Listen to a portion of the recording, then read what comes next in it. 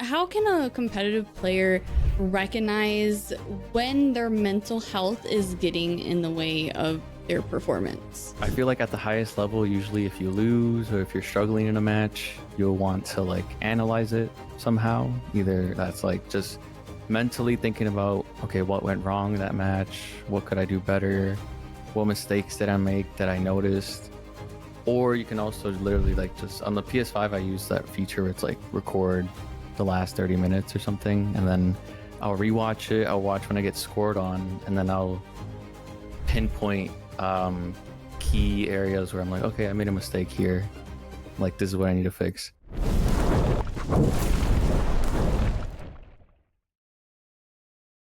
Hello, and welcome, listeners, to the very first episode of the Lotus 8 podcast, Mind, Body, and Gaming. I'm your host, Curly Q, and with me today, I have Snoop, and we're going to talk today about how mental health affects competitive gamers. So, Snoop, let's go ahead and start off with some of your background. Tell us a little bit about yourself. What sparked your interest into focusing on mental health within the competitive scene? Well, first, I just want to say thanks for having me.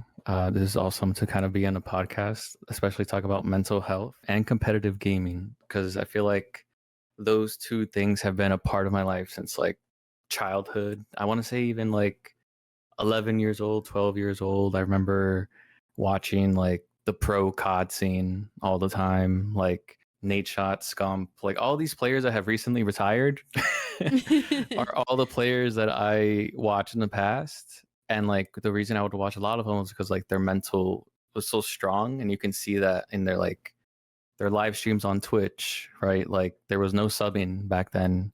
Like it was just viewers, and they would have so many viewers, and just like you would really get to get into the mind of these top players. Mhm. And as someone with like ADHD and like autism, it feels like a superpower to be able to like detect all these different patterns. And so that's what I kind of concluded with that with the COD gamers. I was just like, their mental is really strong, and like Mhm. that really like contributes to why they're so good. It wasn't really like, because I feel like a lot of pros in the esports scene have the talent. Everybody can like see when people have the talent, but it all comes down to like a mental game. Like I always think of chess, for example. I think chess is a perfect example of like an analogy to describe top level esports, because everybody knows the pieces, everybody knows what each piece can do, but it's up to the strategy and adapting to your opponent that determines like who's the best. Yeah. So yeah, that's sort of how I got into it. I love that you brought up Nate Shot. Because I didn't know Nate Shot when he was a competitive gamer, but I know he has some background in competitive Mhm. gaming. So I always forget, like, oh yeah, he used to be a competitive Yeah. gamer, and now he's in charge of his own esports org, and he has players that represent his esports org. So I mean, 100 Thieves is a very well known esports org as that. So it really goes to show, he put in the work and he's been able to create this phenomenal organization. So, can you go into some detail about how mental health does affect someone's gaming performance in the competitive scene? Yeah, no, that's a great question. I believe, I don't know if I could make like a graph, and it could be like mental health and like game performance, or like game performance is like kind of like the y axis. Yeah. And mental health, let's say well-being is like the x-axis. So like the higher it goes, like the higher your performance is, just because I feel like that's like the perfect combination to achieve flow state. I think everybody talks about flow state in like sports. You hear people say like when they're in the zone, Mhm. that's like an example. Like I always think about even though I love Michael Jordan, I always think about LeBron James in this one podcast where he was talking about some game where he faced the Celtics. He was on the Miami Heat. It was like a big three. It was huge at the time. And he said like he was not thinking, he was just doing. So like he was kind of just talking about his experience in flow state where he was just confidently doing everything. And so that's what I picture as like for high level players, they're able to find that balance and utilize it to their advantage. And then for upcoming players honestly, that includes myself, upcoming pro players, like they're just trying to find ways to balance that out. So it takes a lot of resilience and it takes a lot of like dedication as well. You know, it's like also not like a night and day thing, which I think sometimes can be forgotten just because like it can be very punishing, like playing in the top level competitive scene, just like esports, just Call of Duty esports, Rocket League, just because everybody is very, very talented. So it all comes down to, just like I said, the chess match. Yeah, I mean, gaming has gotten so much bigger throughout the years. It's a very fast growing industry, and it seems like so many people these days, especially the young ones, they're very much into content creation, streaming, competitive gaming, casting, even, and so it kind of seems a little saturated. And if you're in that competitive scene, of course, everyone is striving to be the best that they can possibly be. And so I could imagine the kind of mental toll that it takes on an individual striving for that perfection, always trying to improve. And especially when you're comparing yourself to the big leagues, to the people who are on those very big esports org that you see all the time being, the champions in their game, and trying to go up against that. It's like climbing a ladder. It's going to Mhm. take a lot of time in and out of the game. And mental health is definitely a big part of that. I think when you're focusing so much on what you're doing wrong, on the things that people even say about you, even because I mean these tournaments, they're broadcasted, everything is so social these days. And so I just feel like things are Mhm. so public, and you can often see people saying horrible things about you online, or like how your performance was in that tourney. And so I could just only imagine the things that go through players' heads. I was a competitive gamer in Pokemon Unite for a very brief Nice. time, and I will never forget there was a tournament. There wasn't a lot of teams in this tournament, and the team that I was on, we were going up against one of the strongest teams in the scene at the time. And it was just the way that the seating worked out. We shouldn't have competed up against a team of such a high caliber compared to us. But it's the way that, the bracket worked out. And they stomped us, they crushed us. It was live broadcasted in front of an audience. Oh And man. of course, you kind of get curious when people are streaming, you get curious about the things that they're saying, what the other pro players are saying about your plays and your team. And there are some very ugly things said, some things that really got into my head. I remember they were best of three matches. And so one of the players had made a comment and said, can we go ahead and just play the third match anyway, like just for fun? It was kind of like very discouraging. Like, yeah, I Yeah. know you guys, you kind of stomped on us. Yeah, but we don't want to go up against you again. But yeah, so even me, even my brief moment being in the competitive scene, I could definitely feel that kind of effect that mental health had in some of those moments. So, what are sort of, how can a competitive player recognize when their mental health is getting in the way of their performance? Honestly, I think I could answer that question with like some examples of like my experience so far as like a competitive EAFC is what it's called now player. So you can kind of tell, let's say like you're getting ready for a session, and I feel like at the highest level, usually if you lose or if you're struggling in a match, you'll want to like analyze it somehow. Either that's like just mentally thinking about, okay, what went wrong in that match? What could I do better? What mistakes did I make that I noticed? Or you can also literally like just on the PS5, I use that feature where it's like record the last 30 minutes or something. And then I'll rewatch it. I'll watch when I get scored on, and then I'll pinpoint key areas where I'm like, okay, I made a mistake here. Like, this is what I need to fix. And so what I notice is when my mental is not well, it's hard to think about all of these little things at the same time. Like, it feels like you have less energy. So I guess to sort of have like that psychology connection is, for example, with depression. I'm pretty sure there's like the research out there that shows that your body's immune system is weaker. And so with that, like your energy levels aren't going to be that great. They're not going to be as great as when your immune system is strong and healthy. And so with that, it kind of almost affects even like your brain capacity, its capacity to critically think and analyze. And so I feel like that's always like important to make that connection just because mental health is important, but physical health also they kind of go hand in hand, mental health and physical health, because there's literally a nerve that's connected. It's called the vagus nerve, I believe. I learned this once in Oh. college and I just never forgot it. Yeah, there's a nerve that's like called the vagus nerve and it connects your brain to like your intestines. So like people like to call like the intestines like the second brain of the body Wow. Okay. because yeah, I know, right? It's a fun fact. Like it literally it's it's connected and like let's say I don't know. An example would be a common example everybody probably knows about is when you're hangry.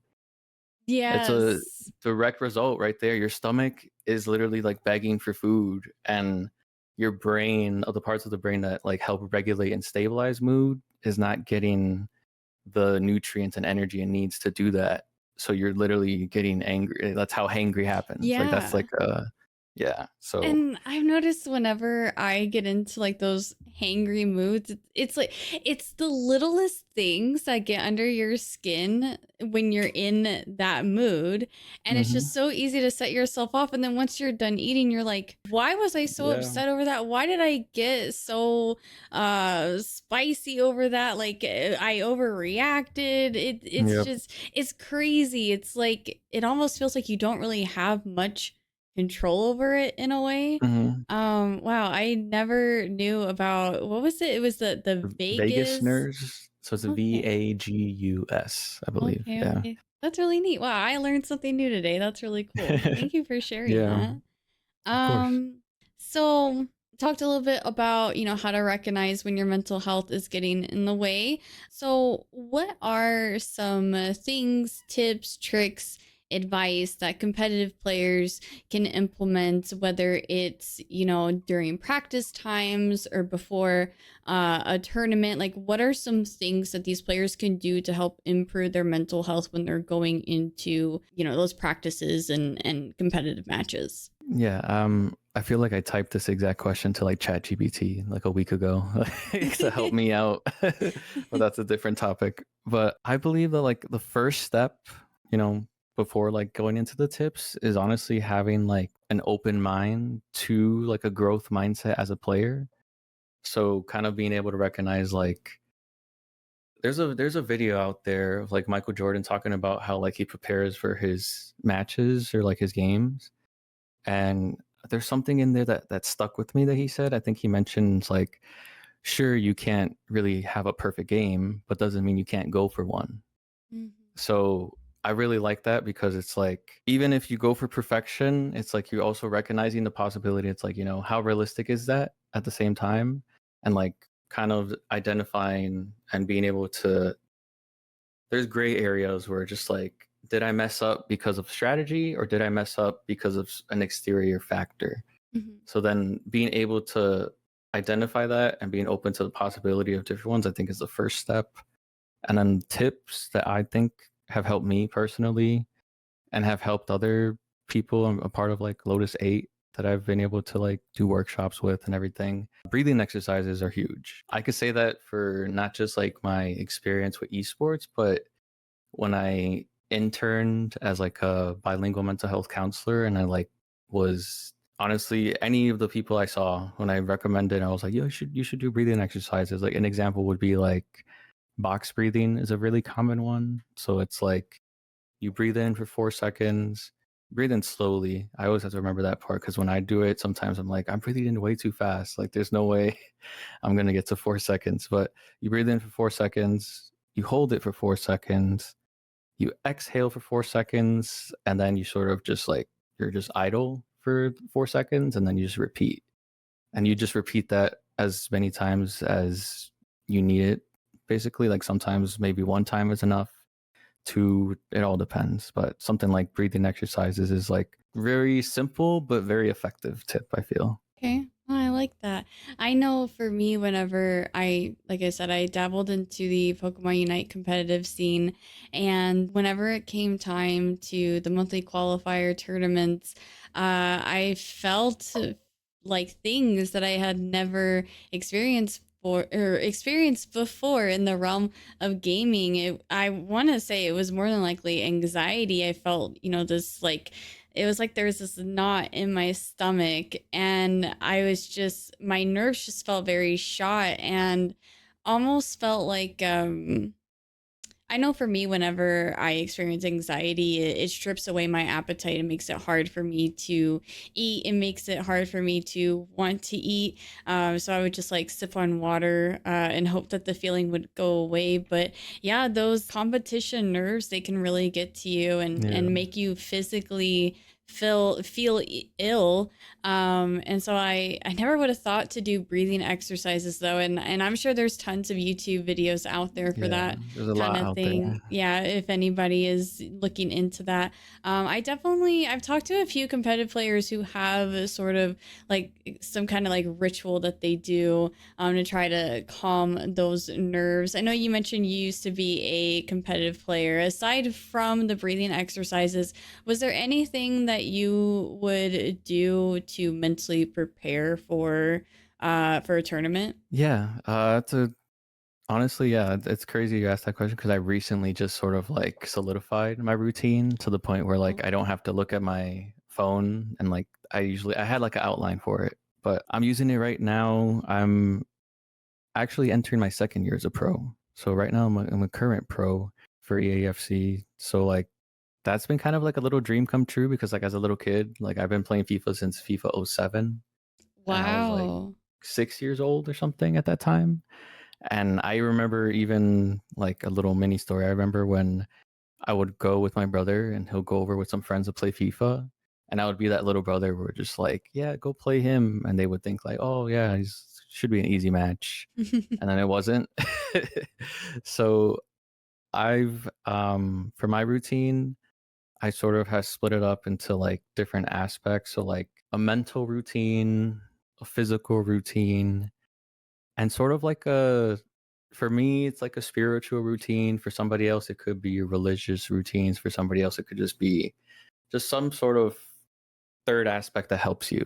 And for me it's like spirituality stuff, so like affirmations, for example, manifesting, visualizing. And so for my routine I have like this neck stretcher and so I have it. There's a lot of tension and nerves that really get into my neck. That's what Yeah. happens really to me. For like, I remember playing Rocket League in college, and so many times during a session, my neck would just be like very stiff, and Hmm. it was just so uncomfortable. Yeah. So being able to identify like the physical parts of my body that need some sort of decompression, I've incorporated that with like the neck stretch. I have like right now I have these compression gloves that help with my hands, the breathing exercises I mentioned. And then even for breathing exercises specifically, I have this thing where on YouTube you could probably find it. It's like 5 minute meditation you can do anywhere. And I use that one because it's like it's a guided meditation, so I kind of like it. You can kind of just focus on breathing since it's like guiding you versus for me, if I do it by myself, it's like I get distracted way more. Yep. Oh, I can relate to that. Yeah, you start So thinking about other things. yeah, and I'm like, I'm not manifesting or I'm not visual. I just start thinking about the most randomest Yep. things. Like, so I do that, and then it feels great, honestly. Every time I've done it, I feel like re-energized. Hmm. And I feel like that's kind of because of that and the combination of stretching my neck, just because even when I stretch my neck, I feel like I get a little taller because of like how tight it is and how Yeah. much I spend like kind of have like the gamer pose where like your Yep. neck is yeah. So like Yep. it feels great when it's stretched. And so doing that, doing the affirmations and doing breathing is kind of like what I use for my routine. And so far it's been working because something that I think every like top esports player can relate to is definitely like patience, like the struggle of mastering patience, because like it's just a lot of times like these chess matches, like I mentioned, how like when you play pro versus pro, it feels like a chess match. It really comes down to like at some point I've had so many tournament matches or tournament finals where it comes down to who messes up first. Yeah. Like it was really just that intense. Who messes up first or who can get creative enough to create a chance. It came down to that. And so the breathing exercises help me kind of because I feel like um, when you breathe, your body also slows down. Like your heart rate naturally like goes down as a result of these breathing exercises. So for me, having like ADHD, like my mind is just like on go. It helps a lot, Yeah. especially when the ADHD meds like have worn off or something. Yeah, I can relate to that in so many ways. I'm like 99.9% sure I have ADHD.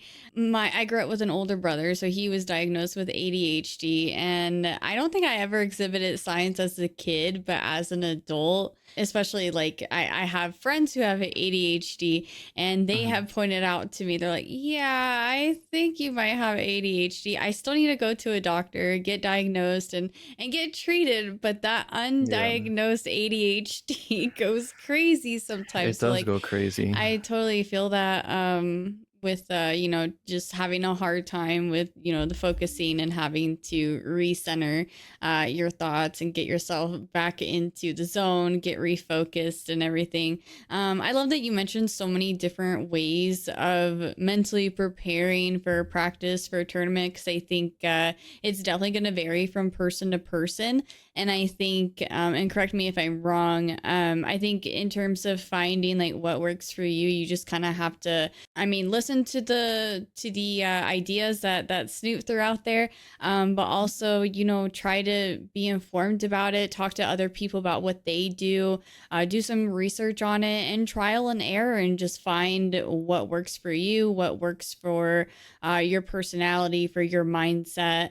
But yeah, those were a lot of really great ideas there. Is there Mhm. anything else that you would like to add on to this topic of mental health around the competitive scene? In terms of like in the competitive scene, like right, you're trying to make it, you're trying to climb the ladder, climb the ranks, like get known and everything. It really comes down to like it's crazy how like these like the four pillars of like the Lotus 8 stuff. It's like self-confidence, self-resilience, focus and concentration, and then stress management. I feel like if you master those four things in your way, whatever works for you, because like we mentioned, it's kind of like trial and error. Mhm. It really is trial and error because, like I mentioned, I was like, oh yeah, I know my routine by memory now. But it started off as trial and error. Like I had a list and then I took things out, I added stuff because I was like, oh wait, I should add this. And then I also had asked other people who also have ADHD and very similar personality to me, where I'm like, what works for you? Because sometimes like that also you have a high chance that it would work. But you have the internet. So the internet has a lot of resources out there to help you figure that out. Also, something that's been helping me is utilizing ChatGPT. Like like literally telling it like act as the top player for EAFC and give me advice on my game plan. And like maybe before that message you like describe the entire game plan so it can memorize it. But it will give you stuff, but it is not the end all be all. Same thing. Do your research. ChatGPT makes mistakes. I think it says that on there. So there was stuff I had to teach it. I had to teach it like the new system for the new game and then have it give me advice because it was kept Yeah. giving me the old game stuff, and I was like, ChatGPT, this is not the new game. Yeah, on that topic, that's pretty much it. I wanted to mention that just because I feel like it's been helping me a lot. I used it earlier today to like fine tune some of my tactics. So Yeah. Oh, I might have to use ChatGPT for some of these yeah, podcast episodes. maybe I really yeah. like that. I never thought of that. Yeah, good to know. Well, I think that's going to wrap it up for us over here. Thank you to our listeners for tuning in to the very first Lotus 8 podcast episode for Mind Body Gaming. Snoop, you've been a wonderful guest. Thank you so much for sharing your insight Thank on you. mental health in the competitive scene. Be sure to check out our socials. I believe we will be having those posted in the description somewhere. Don't Yeah. forget to like and subscribe on this podcast episode and the YouTube channel, and spread the word about this podcast. Share it with your competitive friends. We'll be touching on so many different topics. Yep. Again, the podcast show is called Mind Body Gaming, and we touched a little bit on nutrition and even a little bit on that physical health. And so we'll be diving into those topics into more depth in future episodes, and you definitely don't want to miss out. Thank you so much for tuning in, Mhm. and we'll catch you next time.